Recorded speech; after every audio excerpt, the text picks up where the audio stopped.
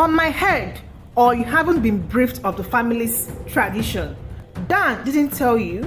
Well, in this house, there is a rule. The family eats first. You can have what's left afterwards. Linda was stunned.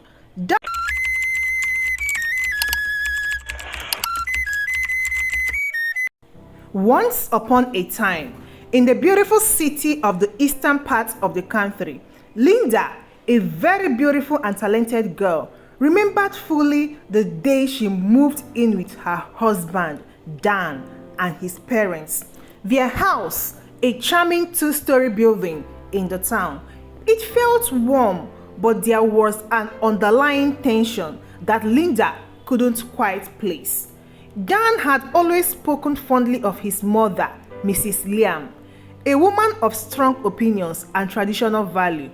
As she unpacked her last box, she looked forward to building a relationship with Mrs. Liam. The first sign of trouble came at dinner.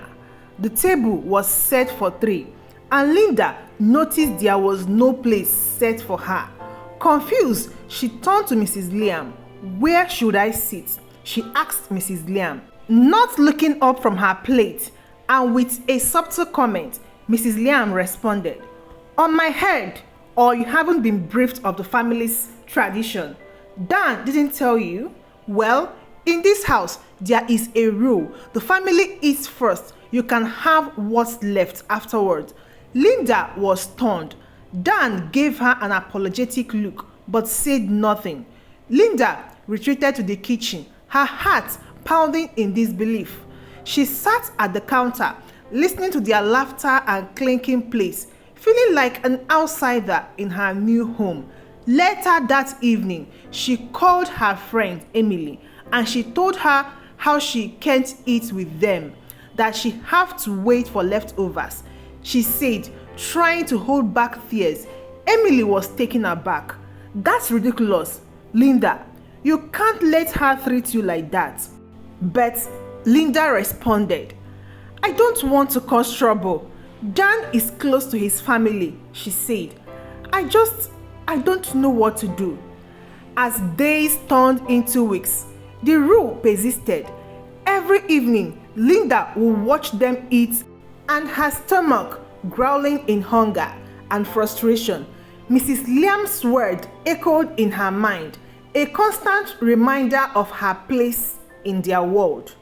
One evening, as Linda waited in the kitchen, Mrs. Liam walked in and said, "You should be grateful," she said coldly. "You are lucky to have a roof over your head and food on your table."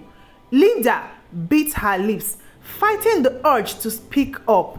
It was clear she saw her not as a family member, but an unwelcome guest. Her patience was wearing thin. She called Emily again, seeking comfort. "You need to stand up for yourself, Linda. This isn't just about food. It's about respect," Emily urged. I knew she was wrong, but fear of rocking the boat held me back. I worried about the strain it might put on my relationship with my husband, Dan. One evening, as Linda sat alone in the kitchen, she heard Mrs. Liam and Dan arguing. "She needs to learn our ways. It's about respect," Mrs. Liam insisted. Respect? The word struck a chord in Linda's mind. Was it respectful to treat someone like a second-class citizen in their own home? The next day, Linda decided to confront Dan. "We need to talk about your mother's rule," Linda said, her voice steady. Dan looked uncomfortable. "Linda, you know my mother set in her ways. It's just how she is." "But it's not right, Dan. I am your wife, not a servant. I deserve to be treated with respect," Linda said, feeling a newfound strength in her. Dan was silent for a moment. "I will talk to her," he finally said, but his tone lacked conviction. That night, Linda sat at the kitchen counter again, listening to the familiar sound of their dinner. She realized that if she wanted change, she would have to be the one to initiate it. Linda's word echoed in her mind. It was time to take a stand. The next chapter of her life was about to begin. And Linda was ready to rewrite the script. She would no longer accept being treated as less. She has to fight for her place at the table, both literally and figuratively. Days turned into weeks, and the unfair rule of eating leftover continued. Each evening, as Linda sat alone in the kitchen, she could hear the sound of Dan and his parents enjoying their meal, laughing and chatting as if she didn't exist. The isolation was crushing, and with each passing day, her self-esteem dwindled. One afternoon, while Mrs. Liam was out, Linda mustered the courage to speak to Dan. "You know, it's really hard for me eating alone every night." He sighed, running his hands through his hair. "Linda, please, let's not start this again. But why can't I eat with you all? What's so wrong with that?" Her voice trembled, a mixture of frustration and sadness. "It's just how my mom is, you know. Traditions are very important to my mom. And you know this. Isolating your wife is a tradition?" Linda couldn't hide her disbelief. Dan looked away, clearly uncomfortable. "It is complicated, Linda." She felt a pang of hurt. Even her own husband wouldn't stand up for her. As the days passed, Mrs. Liam's behavior escalated. She would make snide remarks about her cooking skills or how she dressed. Each comment was like a small cut, slowly draining her sense of worth. One evening, as Linda was preparing dinner, Mrs. Liam walked in. "That doesn't look very appetizing. You really should learn how to cook properly." Linda clenched her jaw, trying to keep her composure. "I am trying my best," I managed to say. "Your best clearly is not good enough. You have a lot to learn about being a proper wife." Her words stung, and in that moment, Linda realized how unfair this whole situation was. She wasn't just fighting for a place at the dinner table. She was fighting for her dignity. She called Emily. That night, her voice laced with determination. "I can't live like this anymore. Emily, I need to do something." Emily's voice was encouraging. "You are right, Linda. It's time to take a stand." Linda and Emily brainstormed ideas, and then it hit her. "What if I start cooking for myself? Make my own meal?" "That's brilliant, Linda. Show them you don't need their leftovers. You are your own person." The plan was simple. She would start cooking her meals, eating whenever she wanted. It was a small act of defiance, but it felt like a giant leap towards reclaiming her independence.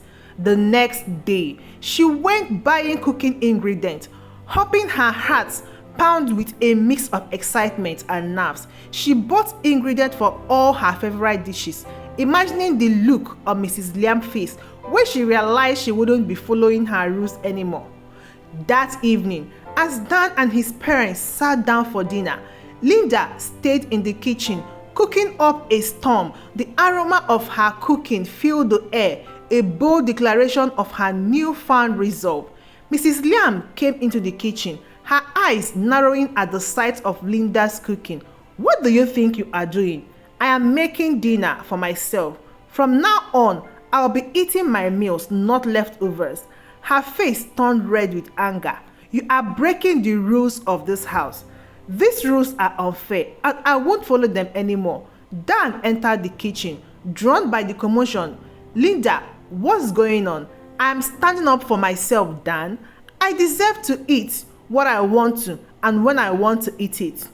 Dan looked between his mother and Linda, a conflict playing out on his face.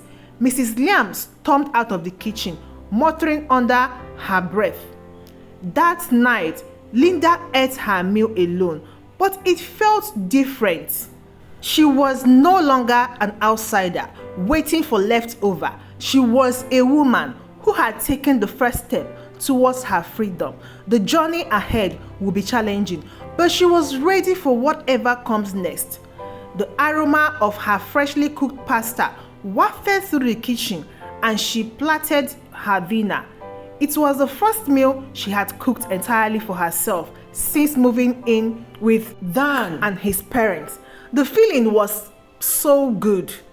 A small victory in her personal rebellion against the unfair rules set by Mrs. Liam. As she sat down to eat, she heard footsteps approaching.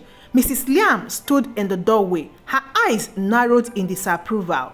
"You think you can ignore my rules and do as you please?" Her tone was harsh, but Linda was determined not to be intimidated. "I believe everyone deserves to eat what they want to and when they want to eat it. I am not trying to be disrespectful, but I can't continue to live under this condition." Mrs. Liam scoffed. You are living under my roof. You follow my rules. I respect your house, but I also respect myself, and part of that is not accepting being treated unfairly." Her face turned a shade redder, and for a moment, Linda thought she might explode with anger, but she turned on her heel and left without another word. Later that evening, Dan came to find Linda. His expression was a mix of concern and confusion. "Linda, why are you doing this? You know how my mother is." Linda looked up at him, her resolve unwavering. "Dan, I am your wife, not a servant. I deserve to be treated with respect and dignity. I can't and won't accept less than that." He ran his hand through his hair, a sign of his frustration. "This is how it's always been with my mom. She has her ways. That doesn't make it right though, and it's not how it has to be." Dan sighed, looking torn. "I know you are right. It's just hard to stand up to her." Linda reached out and took his hand. "I understand. It's difficult, but I need you to stand with me on this one. It is important." He nodded. "Slowly, I'll try to talk to her the next day." Linda continued her routine, cooking her meals and enjoying the freedom it brought. The tension in the house was palpable, but she felt a newfound strength within her. One evening, as Linda sat eating, Mrs. Liam walked in. She watched her for a moment, her expression unreadable. "Oh, you're really not going to give up on this, are you?" Linda shook her head. "No, I am not. I deserve to be treated with respect, and this is part of that." She sighed, leaning against the counter. "I thought you'd break by now. I thought you'd given in and go back to the way things were. That was never going to happen. I can't live like that, being treated as less than I am." There was a long silence, and for the first time, Linda saw something like regret in Mrs. Liam's eyes. "I was wrong," she finally said, almost in a whisper. "I was so caught up on how I thought things should be that I didn't see how unfair I was being to you." Linda was taken aback. This was the first time Mrs. Liam had ever admitted she was wrong. "It's not easy for me to admit this, but you've shown me that there is more than one way to be part of this family." Linda nodded, feeling a weight lift off her shoulders. "Thank you for saying that. It means a lot to me." As days turned into weeks, the new dynamics in the house became the norm. Mrs. Liam no longer imposed her harsh rules, and Linda continued to cook for herself, enjoying the independence it brought. One day, Dan and Linda sat in the living room, reflecting on the changes. "You really did it, Linda. You changed everything." Linda smiled, leaning towards him. "We did it. I couldn't have done this without you." He squeezed her hands. "I'm just sorry I didn't see it sooner." The final confrontation with Mrs. Liam had led to a revelation, not just for her, but for all of us. We had learned to respect each other's differences and live together in harmony.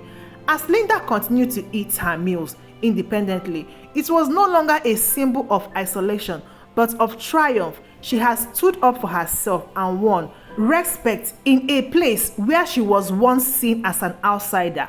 Though there were no traditional reconciliation, the newfound understanding and mutual respect they shared was a far greater victory.